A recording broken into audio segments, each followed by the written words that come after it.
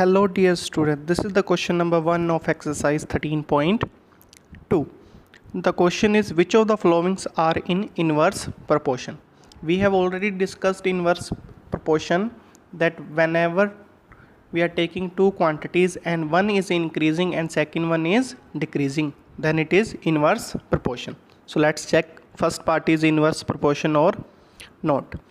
The number of workers on a job and the time to complete the job. As we increase the number of workers, so it will take less time to complete the job now. One quantity is increasing, second one is decreasing. So yes, it is the inverse proportion. You can write like this. These are in inverse proportion because there are more workers, then it will take lesser time to complete the job. This is your answer. Okay. Now the second part is the time taken for a journey and the distance travelled in a uniform speed. So suppose the time is increasing. In 1 hour we are covered 40 kilometers. So in 2 hours we will cover 80.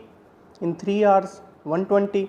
So as the time is increasing, distance covered is also increasing. So it is not a inverse proportion. This is direct proportion. Okay.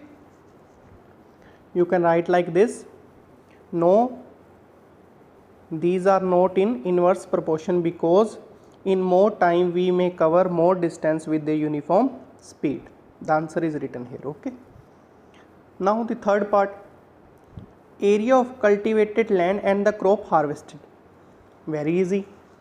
As the area is increasing, area increase होगा, then crop भी, quantity of crop will also increasing ना. Direct proportion, because as more area, so more quantity of crop may be harvested.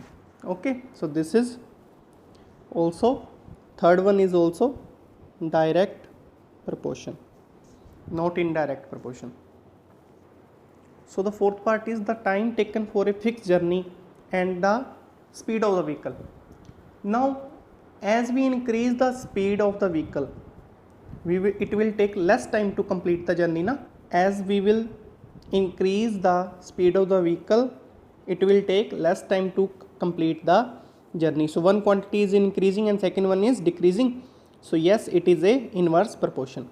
Now the last part is the population of a country and the area of land per person. Very easy.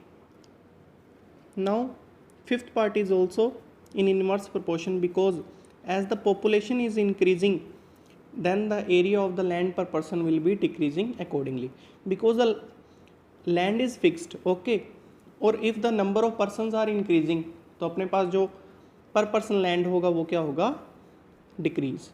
So hence it is a inverse proportion. Okay, so now this is your question number 1. Move to the question number 2.